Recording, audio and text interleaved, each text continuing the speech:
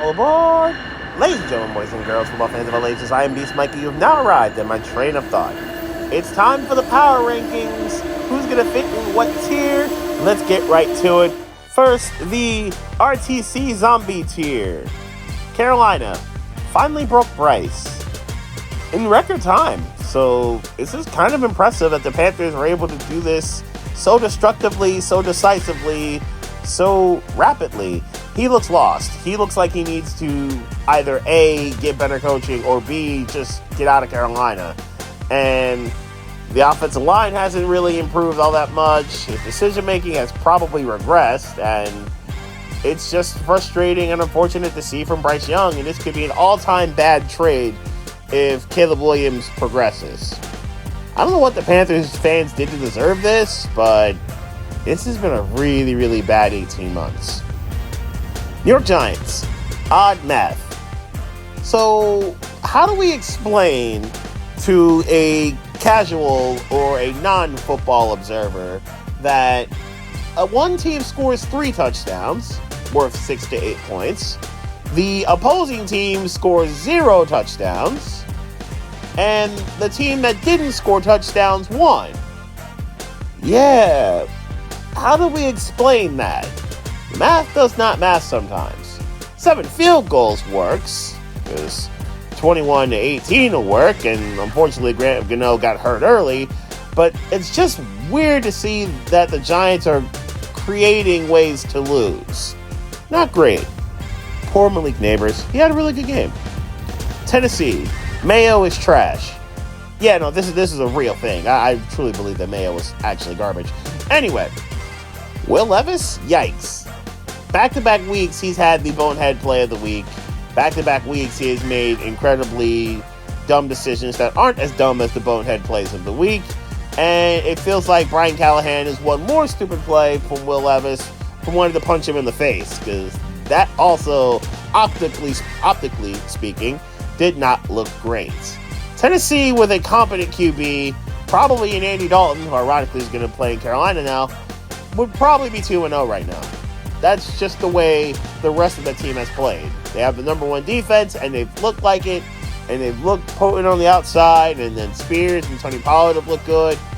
But competent QB play, they'd be 2-0 right now. Denver, Bo-Nose Innos. That was a devastating and game-changing Inno that Bo Nix threw against the Steelers right after that really cool trick play that they did. And it felt like the game was over at that point, that Denver was never going to get closer to scoring a touchdown than that instance right there. That is a backbreaker of the highest order, and we're getting Auburn Bo Nix as opposed to Oregon Bo Nix, and it just looks pretty rough. New England, this year's Cardinals, and I mean this respectfully actually. The Cardinals last year put up fights against anyone and everyone. Undermatched, and they should get blown out by a lot of good teams, but they're going to beat a good team or two. They've already done so with the Bengals, assuming the Bengals are good. More on them in a little bit. But they're going to fight everybody, and they're well coached, and they look pretty efficient, and it's just a matter of, can you build around what will eventually be Drake May, i.e. offensive line, and maybe one number 1 receiver, like what the Cardinals did with getting Marvin Harrison Jr. More on them in a little bit. This Patriots team is going to give everybody fits. They do need an elite pass rusher too, which the Cardinals also didn't have last year. So in a lot of ways, they really are this year's Cardinals. Jacksonville, Trevor bankrupt. Yeah, that was a really humiliating way to try to christen the stadium, if you will. And Trevor Lawrence actually looked like the second best quarterback on the field that day. And when your op is Deshaun Watson, that's not really good right now. They look bad. He looks ineffective and inefficient. It's 2 ugly losses in a row. And the offense for 6 quarters, Jacksonville-wise, has looked kind of sort of non-existent. It's just a really rough way to start the season, and it could get worse. They play the Bills on Monday night. Yeah, it might get worse. For Josh Hines Allen to stay undefeated against Josh Allen, he might have to be like Aiden Hutchinson. Or on the Lions a little bit as well. Same with the Bills. Las Vegas can't run the ball. The good news is Gardner Minshew has stabilized the offensive unit with the passing game. Brock Bowers looks good. Devontae Adams looks like close to Devontae Adams. Max Crosby is coming back as advertised. The bad news is they can't run the ball that well. They're last in the league in rushing and barely could get anywhere going against the Ravens. I mean, Matabuki's a beast, but they really couldn't get anywhere going. And yet they're 1-1 anyway because they haven't been truly awful in any one thing except for the rushing attack. Maybe the Raiders are onto something, and I'd imagine they'll beat the Panthers this week, and upon doing so, maybe they're on the right track. Which is ironic because Nevada does not have trades, or at least not Las Vegas doesn't. Hence the RTC Tier. And Washington, again, odd math. Jaden Daniels has not thrown a touchdown pass. None of the rookies have, so it's not just him. But he can move the ball effectively, and Austin Eckler can move it, and Brian Robinson can move it, which is good. I am concerned about the passing game, because it doesn't seem to be very effective or efficient. But at the very least, Washington can move the ball on the ground. They're 1-1 right now. They look okay. They don't look like the playoff sneaky team that I thought they could have been or some other people could have been yet. But then again, none of the rookies have looked great so far at quarterback. So, again, not just Jaden Daniels. That math does not math, usually. One team scores 3 touchdowns, one team scored 0, and the team that didn't get in the end zone won. Math does not math sometimes. Now to the Miami Monkeys Paul Tier. Cleveland. Gotta start somewhere. Deshaun Watson wasn't great, but he was at least better than what he was against the Cowboys, which is not saying much because that was a pretty low bar to clear. Anyway, Watson looked okay. The Browns defense looked great, which is something that they did not do last week against the Cowboys, or 2 weeks ago, as it were.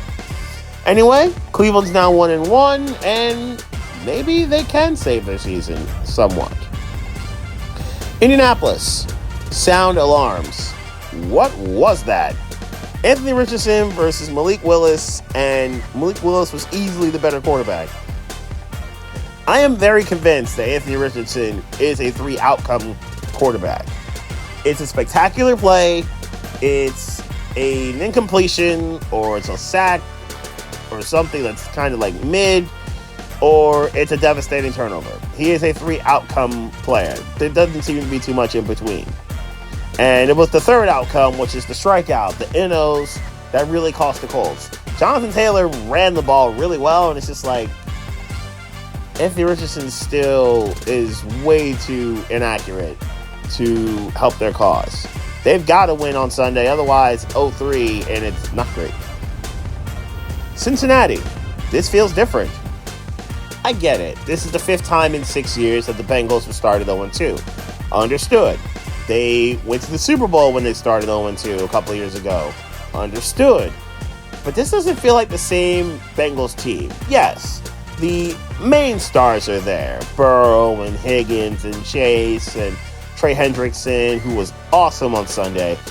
But this still doesn't feel like the same Bengals teams. They don't have that same energy that they've had in years past. They don't have that same vigor that they've had in years past. Like the infighting and the drama with Chase and Higgins getting money, and Higgins hasn't even played yet this year. This doesn't feel like those Bengals teams that can make those runs. Can they get it together? They have to start somewhere on Monday. LA Rams, all the injuries. Have you looked at their injury list so far? It's both their main receivers. It's a lot of their offensive line. It's their defense has got some, like their secondary room. Like 2 of their corners are out. They got a defensive lineman out. This is as bad an injury voodoo situation that the Rams could possibly have. And that the team could possibly have to lose all that talent without losing your quarterback. This is as bad as it possibly could be so far. It feels like the last people standing are Matt Stafford and Kyron Williams.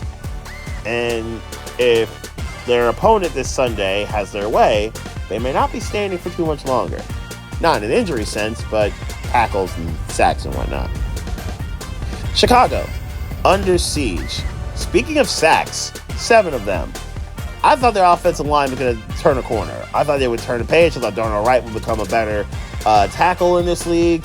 He has not. They have not. Caleb Williams can't seem to escape. He can't seem to get away from pressure. Now, Houston's got some good guys up front that can get home and get after people.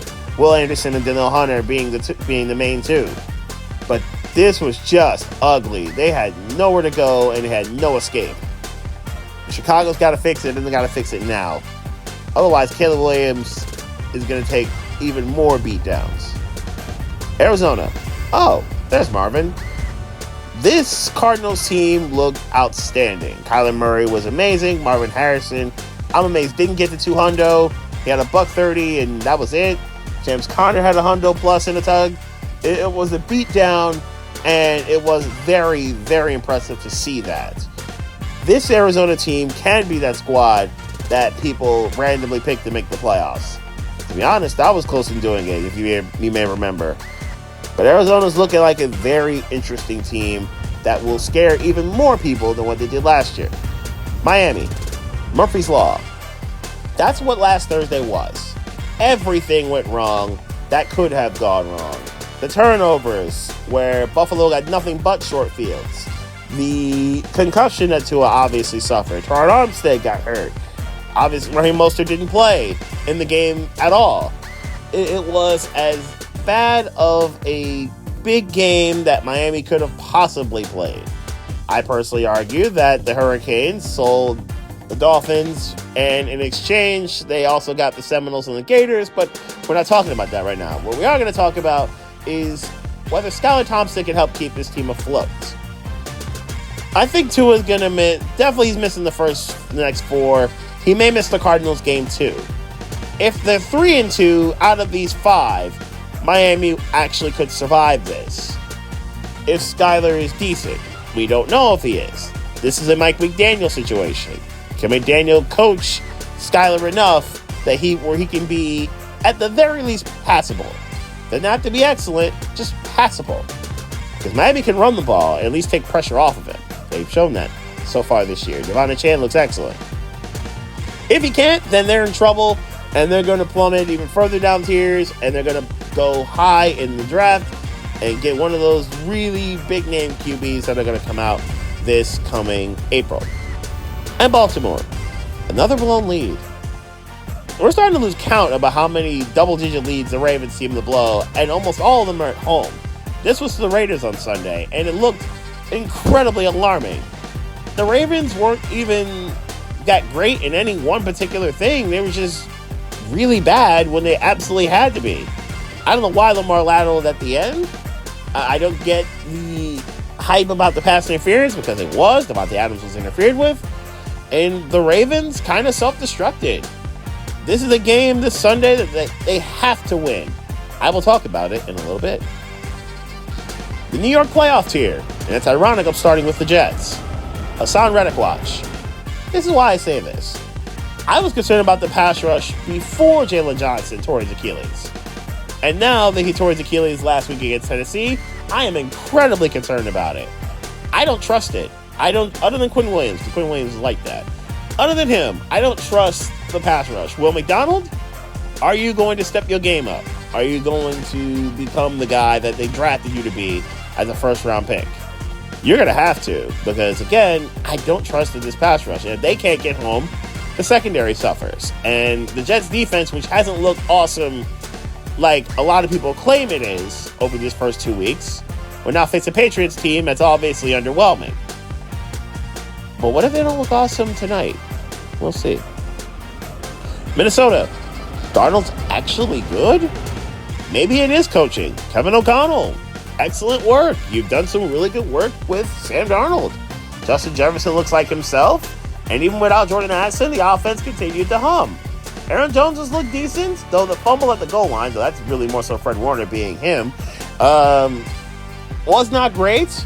But ultimately, the Vikings offense looks formidable, and the defense looks efficient, which is what Brian Flores brings to the table. Minnesota might not be dead yet. Good job, Vikings. Atlanta, anti-Falconing. Who would have thought there'd be a game with the Falcons? It's a Kirk Cousins game, it's a primetime game, it's a Monday night game, and he didn't self-destruct. No, as a matter of fact, Kirk Cousins was decent. Bijan Robinson was pretty good. Atlanta just needed to get a couple of plays and a couple of breaks to go their way, and they got them all at the very end. And Atlanta made sure to punish the Eagles for their mistakes. Good work by the Falcons. You should probably be 2-0 if you knew what to do against the Steeler defense, but Pittsburgh defense is like that. More on them in a little bit. Seattle. Ugly, but winning. Those were two relatively ugly games that Seattle has played so far. They haven't looked great in any one particular thing for both games. They've made a bunch of mistakes. They were probably the more talented team against the Broncos and Patriots, and yet they had to scratch and claw to survive in advance. They don't have Rams-level injuries, but they're really close on that tier. They're facing a Dolphins team that's probably more talented sans quarterback, but they're actually the more injury-prone team right now, Seattle is. Dallas, another humiliating loss. So after almost 2 years of basically flawless football at home for the Cowboys, you now have back-to-back humiliating losses where you've given up 40 pieces that could have been 50 pieces had the Packers and Saints kept going. And there's no defensive touchdown to save you in this, to kind of put an asterisk next to it this time. This was all Saints domination. They could not be stopped, and it's wild that it happened this way. Dak Prescott wasn't very good. CeeDee Lamb got the one big play, but other than that, really didn't hear from him all that much. This was an ugly loss, and for Dallas to be efficient in the NFC East, this is a vital game they got to play, and I will talk about in a little bit this Sunday. Green Bay, great coaching. Yeah, Matt LaFleur is like that. Matt LaFleur is, I think, proven himself to be a really good coach. It's not a Rodgers thing. It's not a Jordan Love thing. It's a Matt LaFleur thing. How do we know this? Malik Willis was passable this week. This is some food for thought. He was awful pretty much every time he took a snap in Tennessee. He was passable this time. He was efficient this time. Green Bay season might not be over yet. And that's saying something because about 8 days ago, we all thought Green Bay season was done. Good job, Packers. Philadelphia. Vic Fangio disaster class. Like I said in my recap, the Dolphins should have been the 2 seed last year and weren't because of the Titans loss. Why did they lose the Titans game? Prevent defense. What are the rules? Prevent defense prevents victories. Fangio learned nothing. The Eagles saw this firsthand. Eagles fans saw what Miami fans saw last year. When he played prevent defense or schemed at prevent defense, it was a disaster class. 65 seconds, the Eagles went from they're winning this game to they're now losing this game, and then the NO at the very end basically put the nail in the coffin. The other part to this that gets overlooked, Drake London shakes Darius Slay out of his socks, scores the tying touchdown, and then commits the personal foul penalty. Nick Sirianni could have made one of two choices. He could have either A, taken the 15 yards on the kickoff, or B, taken the 15 yards on the extra point. I personally think it would have made a whole lot more sense. Just count the field goal because Younghoe Koo is a good kicker. Okay, cool. Give me the 15 yards. Give me the 15 yards. Give me the field possession game. Make life easier for your quarterback. You have 2 timeouts. You use the middle of the field, and you get a bonus 15 yards for Atlanta to have to deal with. I'd have just rather done that, personally. And then you don't. It's just a really bad look. He took the 15 on the field goal. Younghoe Koo bangs it through with ease. And you got your touchback, but it obviously did nothing with it with the NO because Jalen Hurts had no idea Jesse Bates was coming. And now what should have been a win is now a definite loss. And you out-Falconed the Falcons. Do you know how hard that is to do? And Pittsburgh, best defense. 2 games, 8 quarters, no tutties allowed. The Steelers' defense has been like that. Yeah, their offense has always scored one themselves, but they've not allowed one. And TJ Watt's like that, and Highsmith is like that. The secondary has been effective and efficient. The Steelers team is playing Steeler football. It's annoying, it's boring, it's aggravating, it's street fighty, yet they win. And that's all that matters. Again, sometimes it's not how, it's how many. The Steelers will probably have 9 or 10, and it'll infuriate us all. And now to the DC title tier. LA Chargers. Might be wrong. So, yeah, I didn't think the Chargers were going to take the next step forward because I didn't like their talent around Herbert and Harbaugh. Yet, this is another example of excellent coaching. Jim Harbaugh has crushed it once again. They're physical, they're tougher. Khalil Mack is like that. Now, granted, the Raiders and Panthers offensive lines are both bad, and the Steelers one is bad too. We'll get to that in a little bit. But the Chargers are playing really good, bully, physical ball. Justin Herbert playing efficient ball. J.K. Dobbins is healthy, and when he is, he's efficient, and it's good. They can run the ball well. Gus Edwards can run the ball well. This Chargers team is looking pretty impressive. Even Quentin Johnston's catching passes. You know how hard that was to do last year for him. Anyway, the Chargers are looking effective and efficient. Maybe they got a real shot at this. They will be tested later on. And on Sunday. I'll get to that later. San Francisco. Getting kind of concerned. That was not a good performance last week by the Niners. Fred Warner, I think, made this game closer than it ever needed to be. And ever probably should have been. And yes, you got Kittle making some plays, and Deebo had 100-plus yards, but the latter player is now out for a few games, which is pretty bad. Which is Brandon Ayuk. You have to get off these milk cartons. And CMC's out for a month, which is kind of proving the whole Madden curse thing to be very real and very live. And now the Niners are in a situation of, okay, the NFC West is kind of up for grabs. A hard-charging Cardinals team is there, and Seattle looks efficient. And I don't know what the Rams are, but we'll get to them later on. The Niners are kind of in a situation where they aren't the clear-cut favorite and clear-cut team to come out the West, or the clear-cut 1 seed. Concerning. Detroit should thank Jacksonville. Okay, the Lions lost. Okay, the Lions' red zone offense is not effective and efficient at all. Okay, Jared Goff showed that if you can get pressure on him, if you can get home to go get him, then he's in trouble. We've already known these things. Well, maybe not the red zone stuff, but we've already known that the other stuff. Aiden Hutchinson is like that. And the Jaguars passing on him was a marketing home run for the Lions the very second Tremont Walker's name was said. Now, Walker's not a bad player, but Hutchinson is a high tier, at the very least second tier edge rusher in the NFL. He got 5 sacks, and 3 of them in the first quarter, and they all look relatively easy and effective. How did he not win Defensive Player of the Week again? I need answers. I need answers on this. Detroit will be fine. This was just a bad week, and the Lions, I think, will get it together soon enough. New Orleans, you chose destruction. Before this season, I wanted the Saints to make a choice. I suggested that they should blow it up. I suggested they should start over, clear their cap, and kind of start fresh with a younger squad. They did not like that. New Orleans has promptly hung almost a hundo through 2 games. Their offense has been the best in the league. Derek Carr is looking like the Derek Carr that they were advertising a couple of years ago. Rashid Shaheed is a home run hitter extraordinaire right now. This Saints team is looking nasty. Alvin Kamara's back in his bag. This is just a renaissance from New Orleans. Can they keep this going? We will see. Tampa Bay, you're worthy. Like I said, I was going to put the Bucs in titles here if they went to Detroit and won this game. Proving that I am a man of my word, I have done so. Tampa Bay, you look like an actual contender. Your run game is still trash, but you're 30th, not 32nd, so there's progress. But Baker looks efficient and effective. It's not just Mike Evans this time. Chris Godwin cooked this past week. The Bucs are getting good pressure from all their guys on defense, and Yaya Diaby and Kalachi Kansas didn't even play last week, and they're still getting home and causing chaos.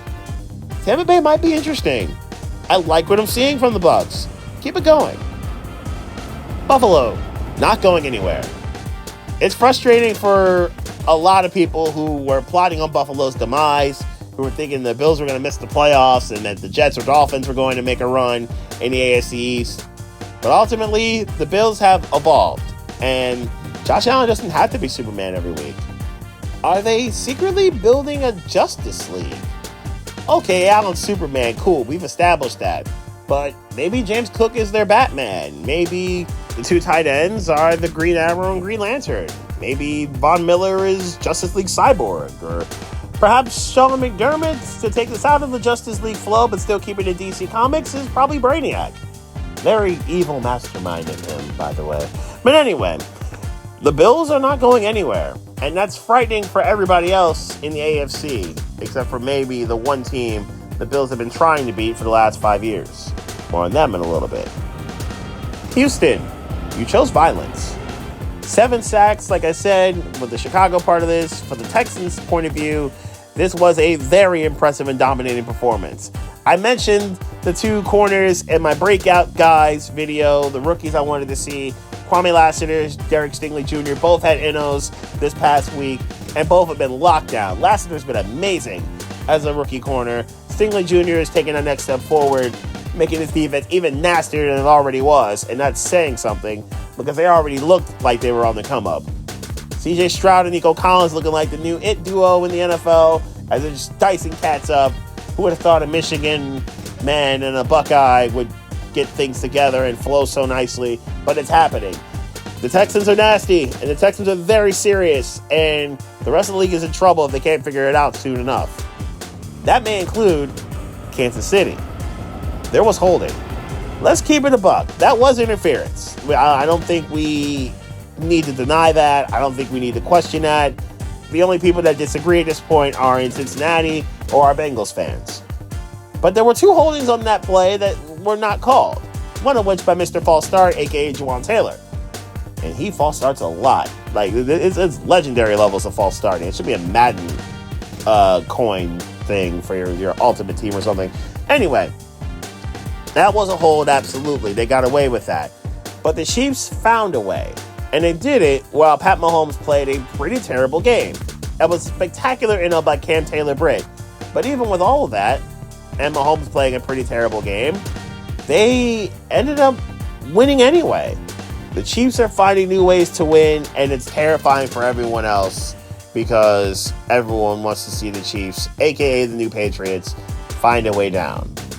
Buffalo, you created this monster, like I said last week. I just don't think you can stop it once again. Now to the games of interest. We're back to the Monday night doubleheader flow. I don't know why one's not starting at 5 and the other one at 8, or 1 8 and 1 10. I don't know why we're doing this, but anyway, the Bengals and the Commanders, a game that Cincinnati has gotta have. And if Cincinnati loses, I'll have no choice but to put them in the zombie tier because I think their season will be effectively in a horrible state. Washington is in an interesting place now. Can Jalen Daniels continue to improve as a passer? Can the Bengals get things right on the field, and can their camaraderie get to where it needs to be? And now to tonight's game, Jets and Patriots. For years, the Patriots have tormented the Jets. Yet, man for man, the Jets are now the better team. Yet, coaching-wise, I think New England is showing that they're better than the Jets are. This is going to be the interesting part to me. Can Gerard Mayo continue to coach well, and can he continue to handle business against Robert Saleh? Because Saleh has shown himself to be only meh, not great as a coach, good as a DC, but not great as a coach. And Aaron Rodgers. Can you be the Aaron Rodgers that New York wants you to be? Now to the Monkey's Paw tier games, and I start with the Rams and the Niners. This is a game the Rams gotta have. The Rams need to win, but I'm not sure the Rams are anywhere close to healthy enough to win. I am very concerned for the health and well-being of Matt Stafford. Why? Nick Bosa, Javon Hargrave, and Leonard Floyd and those boys, that pass rush, they can cause some chaos and some havoc. The Cardinals were able to do so, and they don't have any of those guys. I am very concerned for the health and well-being of Matt Stafford. And then we get to the Colts and the Bears. I gotta have it for the Colts, just like the Rams, just like the Bengals. Gotta have it. this is one for Indy. This is one for Chicago for their own sanity. Now, Indy saw Anthony Richardson get outplayed by Malik Willis. Are you going to get outplayed by Caleb Williams? I don't feel good about this game for either team, and whoever loses, I think is going to feel really bad about the loss. Let's get to the playoff tier.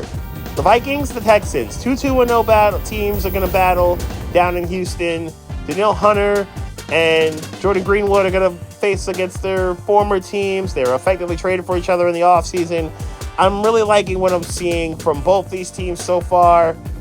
I wonder if the Vikings offensive line can hold up against a really good Texans pass rush. And the other part to this, Stingley Jr. or Kwame Lassiter versus Justin Jefferson, and if Jordan Addison can play, Jordan Addison, cool. That could be a fun either tag team or handicap match in the wide receiver / DB rooms for these two teams.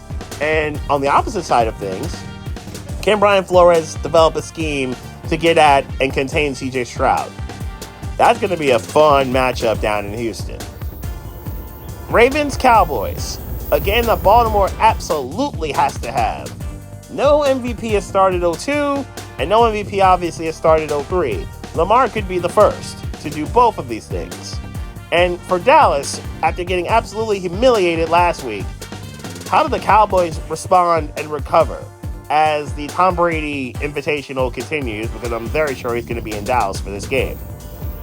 And now let's get to the title tier. And both are going to have the Pennsylvania teams. We're going to start in Pittsburgh. Chargers-Steelers, another 2-0 versus 2-0 game. Which wins out? The Chargers defense and overall toughness with their run game, or the Steelers version of it that causes big plays and turnovers and mayhem? Khalil Mack and Joey Bosa versus Alex Highsmith and TJ Watt. Which edge rush combo will be the more dominant force? I'm looking forward to seeing how physical this game is about to get with two coaches that are physical, old school tough. I wish this game were played in December, honestly, because both these teams seem to be built for that kind of time. And to me, this is the main event. It's Eagles-Saints. After how the Eagles lost that game on Monday, after how New Orleans destroyed the Cowboys about 30 hours earlier, the Saints offense has been so dynamic and so explosive and so productive.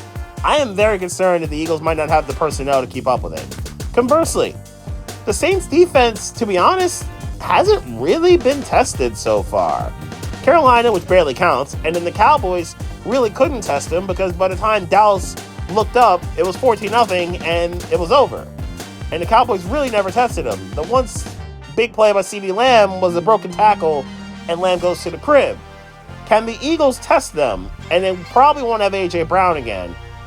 Can the Eagles play a decent amount of ball control and keep the Saints offense off the field? And with that, you've reached the final stop of this train of thought. I will have picks to make.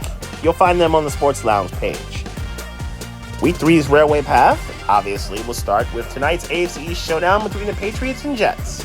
The game at MetLife will be the first stop of my next train of thought.